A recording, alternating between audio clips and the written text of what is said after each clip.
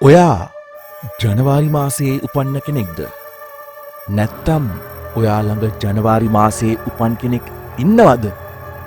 එහෙනම් පරිස්සම් වෙන්න. මොකද ඔයා ගනුදෙනු කරන්නේ සාමාන්‍ය මිනිස්සෙක් එක්ක නෙවෙයි. රාජකීය ආත්මයක්.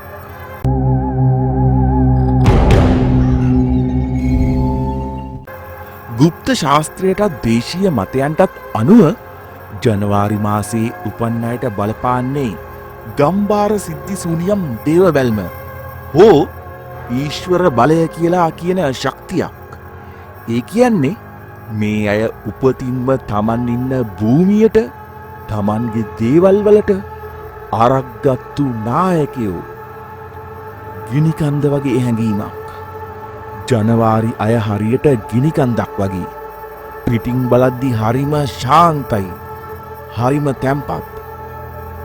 හැබැයි ඇතුලේ ලොකු ගින්දරක් තියෙනවා. මේ අයගේ විශේෂයෙන්ම දේ තමයි ආත්ම ශක්තිය. තනියම නැගිටලා ගහන සිංහයෝ මෙහාලා.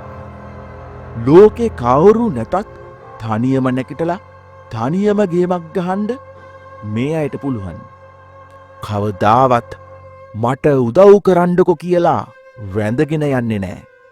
බඩගින්න හිටියත් සිංහෙක් වගේ. ඔළුව කෙලින් තියාගෙන ඉන්න ජාතියේ මිනිස්සු. හොඳ පැත්ත. ජනවාරි අයගේ කට ටිකක් සැරවුණාට හිත හරිම හොඳයි. තමන් විශ්වාස කරන යාළුවෙක්ට තමන් ආදරය කරන කෙනෙක්ට කරදරයක් වුණහම පාන වුණත් දෙන්න ඉදිරිපත් වෙන්නේ මේ අය. ජනවාරි අය ආදරය කළොත් ඒක කාලෙකට නෙවෙයි ආත්ම ගානකට බැඳීමක්. බොරු රඟපෑම් මේ අය ළඟ නෑ. නරක පැත්ත. හැබැයි මතක තියාගන්න ජනවාරි කෙනෙක්ගේ විශ්වාසය කඩන්න එපා.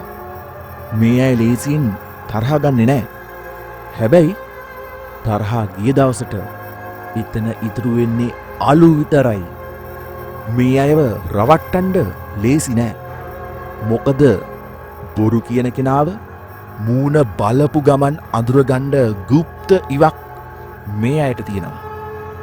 ඔබ බොරු කළොත් ඒක මෙයාලා කවදාවත් අමතක කරන්නේ නෑ. පලිගන්නේ නෑ. හැබැයි ඔබව ජීවිතෙන් ඩිලීට් කරනවා. ආයේ කවදාවත් නෑවිත් යන්නම. ගෙදරට ඇති බලපෑම. ජනවාරි මාසයේ උපන් කෙනෙක් ගෙදර ඉන්නවා කියන්නේ ඒ ගෙදරට ලොකු ආරක්ෂාවක්. ගෙදර ප්‍රධානියා මොන මාසේ වුණත් ඇත්තටම ගෙදර පාලනය වෙන්නේ මේ ජනවාරි කෙනාගේ අතින්. ප්‍රශ්නයක් ආවහම පවුලේ බර කරට ගන්න කොන්ද පණ තියෙන එකම කෙනා මෙයා.